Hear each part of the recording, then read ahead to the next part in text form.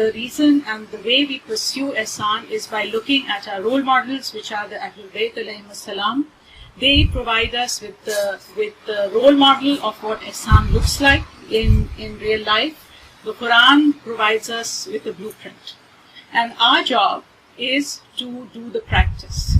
So the pursuit is our destination, right? It's the journey. It's not really a destination, but it's a journey. It's a moment-by-moment practice of Ihsan. And yesterday we started talking about, the idea of doing good to others.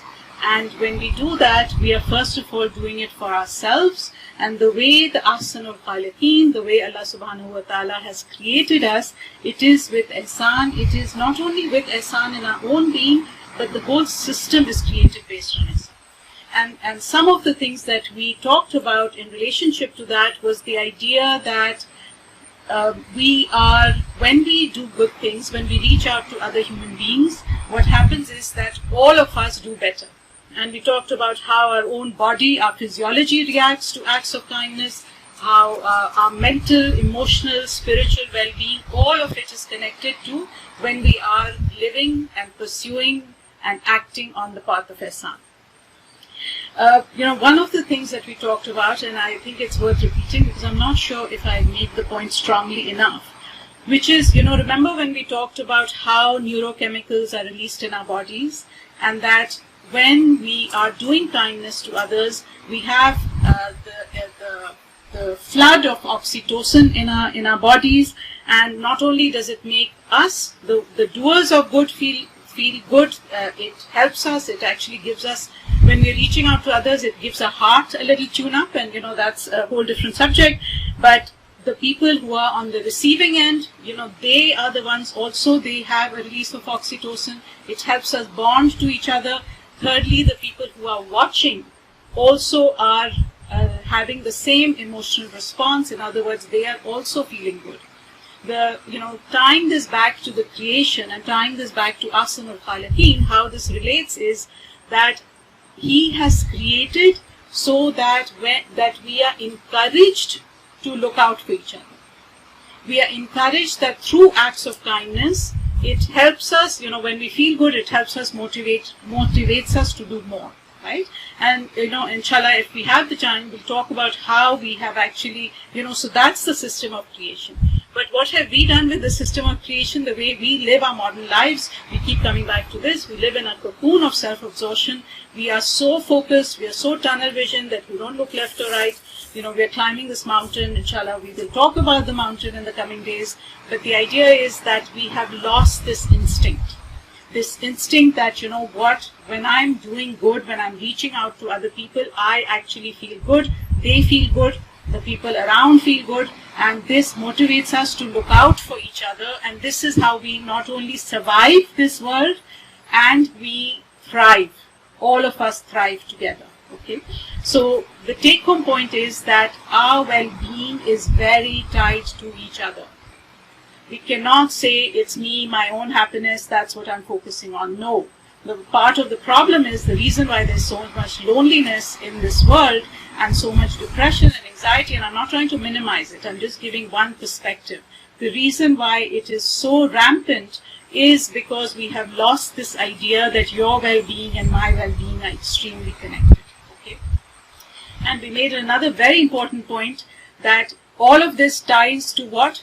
To know our Creator. Why do we put so much emphasis in it? Because again, what science shows us is if we do the right thing for the wrong reason, we don't get the good result. So if we are doing acts of kindness for some other reason than pleasing God, than having the good intention, we actually do not get the same rewards. So in other words, again, this is the, why do we talk about the science if that's not what we're chasing, right? The reason we talk about it so that we recognize our Lord, so that we fall in love with the mercy and ihsan with which He has created us. Does that make sense? When somebody does good to us, how do we reciprocate? First of all, sometimes it's really hard, isn't it?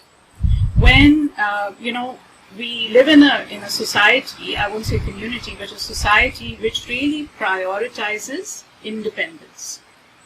So the idea that we actually are the recipients of ihsan from someone else is sometimes hard for us to accept, isn't it? Let's be very honest. You know, how many times do we hear people saying, oh, may God never make me dependent on anyone? Have we heard that? News flash.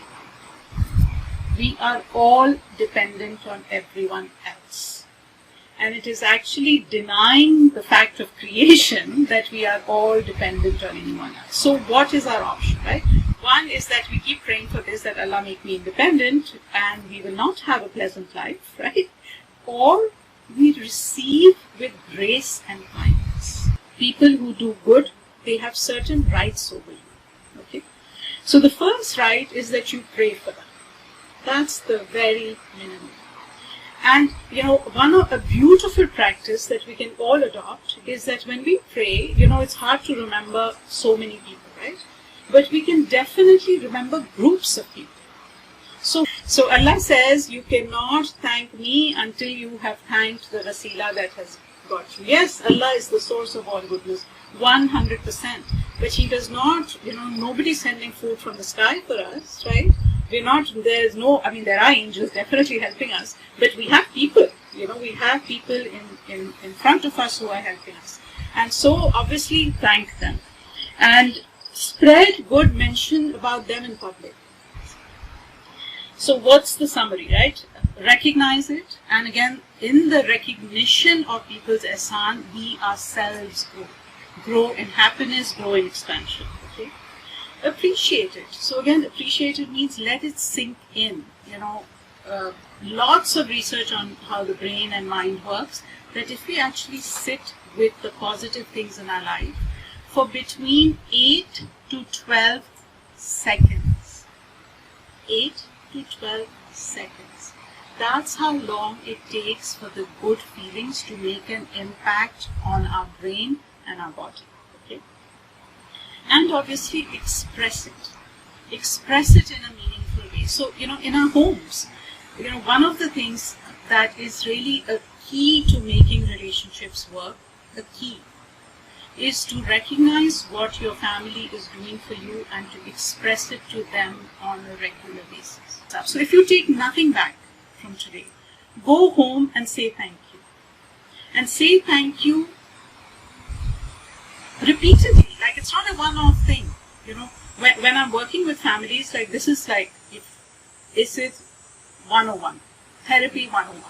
Go home and start appreciating what your family is doing for you, because right now everyone's, you know, especially when they come for help, right, people's focus is on what people are doing wrong. True, right? When I'm upset, think of any relationship in your life, right? What is your focus? On the 3-4 things that person is doing to drive you crazy. Okay, so forwarding again, you know, pay it forward. Allah tells us in the Quran, do good to others as Allah has done to you. In other words, keep the cycle going. Don't, you know, let infaq, nafaqa, means to have a flow. You know, coming in from one end and going out the other, right? Like a pipe with two openings. So keep the flow going. Don't let it stop. Don't let it halt. If someone does something good to you, immediately pay it forward, because you can't, you know, even if you can't do it back to them, you know, keep the thing going. Who deserves ihsan from us? How do we prioritize? Do we do good to everyone, or do we only do good to good people? You know, so there are some ahadiths, right? So the first thing is that we need to recognize the importance of relationships, not only relationships with, I think it was Imam Zain al-Abidin, after the events of Karbala, he was, I think, back in Medina, and he met somebody who was in need. So he gives this person charity, and that person says, you did not recognize who I am. And so Imam was quiet. He said, I am the killer of Elia. And Imam said, I know full well who you are. So he tells Imam, then why are you showing me such kindness?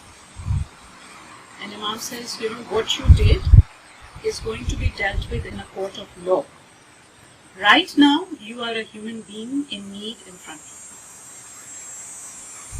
This is the heritage of ihsan that we have got. So that's the first point. The second point is that this is the concept of unilateral virtue. Unilateral virtue means what? That I have my own values, right? Am I living in reaction to you, or am I living in reaction to, or in response, in alignment with my own values? If my value, if what I am taught, which I take back from the Quran, is ihsan, is doing good, then it doesn't really matter what you're doing, does it? Does it? No. I need to act from what is within me. And this, so we are told in the faith, تَخْلَقُوا بِأَخْلَاقِ, that adopt the akhlaq of Allah. In other words, become God-like. Whatever attributes God has, you adopt them in your own person. So if we have Rahmaniyat in us, this is what should come out. True?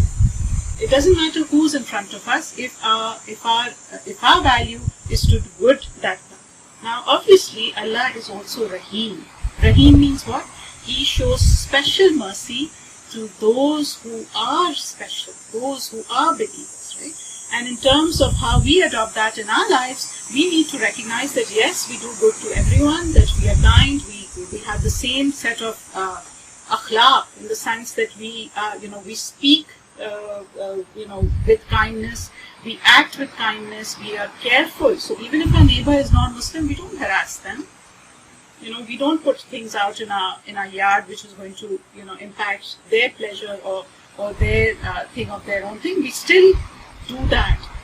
And the Rahimiyat means that there are people in our lives who have a special right over us. And that special right obviously is the people closest to us. Sometimes it's the hardest to do good to the ones who are closest. Why?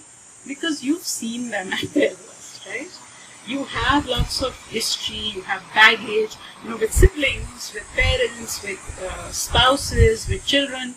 We have interactions which are not so pleasant, and inshallah, we will discuss those, but to recognize that, and this, I think, even in the night lectures, the same topic is being discussed, that if we are being good, if our social mask is that of a saint, we pray, we never miss mosque, we never do any of that, we have this, persona of kindness and charm, but at home, the minute we go into home, we turn into Fir'aun.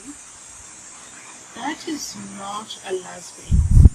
Let's not kid ourselves, and there's a lot written, right? That the idea that, so the Prophet ﷺ used to say that I am the kindest to my family. So we know how kind he was, known as Rahmatul Lil Alameen, right? The Rahmatul Lil Alameen says that my family is special. I keep the best of me for them, not the worst, not what's left over. And this is, when we talk about boundaries and, where do we draw the line, this is a really important point to remember, that if we're giving to everyone else, if we are volunteering for 50 hours a week, and we come home, we're exhausted, we're cranky, what are we doing? What are we doing? Now, we do have one question. We're not supposed to do good to enable someone to do something which is not helpful. What do I mean? So, part of the hadith that we've been talking about, and what the Prophet ﷺ taught us, is that doing good to the people who are not suitable, the Arabic is obviously different, is wasted. Right? Now, what do we mean by this? So, if by doing something for someone, we are enabling them to not either to do something wrong or to not do something which they are capable of doing, is not ihsan, to the best of my ability, but it is something that we need to talk about. So the first thing is we need to focus on quality and intention, not on quantity. That's the first point, right? Why? Because Allah tells us in the Quran, Bismillah ar-Rahman ar-Rahim, Allazi khalaqal mawta wal hayata liyabluwakum ayyukum ahsanu amala. Right? He says that I have created death and life. Why? To test you with your amal, ahsanu amala. Does he say kasirun amal? No. Does he say lots of amal? He says ahsanu amal. So obviously the question comes, what is ahsanu amal? right? Now I'm doing so much, I'm volunteering 50 hours a day, is it all Ihsan or not? So the first thing is obviously the intention. Without the intention, everything, and that's a different conversation, but literally without the correct intention, our acts do not have the value. Okay? So we need to, and it's very easy, we're told in narrations, is to start something with a good intention. Very easy. We all do that, right? To keep the intention pure is much, much harder. Okay? It said, Allama Tabatabai, the one who wrote Ihsan, which is the most amazing tafsir of the Quran. I think now I'm forgetting the details, but I think it was 14 years or 12 years that he was in home doing this project. And he said, so if it was 12 years, he said, I took 12 days off in those 12 years. And those 12 days turned out with the day of Ashura. Every other day, he would be working on this project. Okay? So, it doesn't mean that your life is going to be easy. However, your life also should not be so hard that you are stressed, you're burnt out, you cannot function. That you, because of what you are doing for others, supposedly, because remember, when we're doing good, who are we doing it for? Ourselves, right? But when we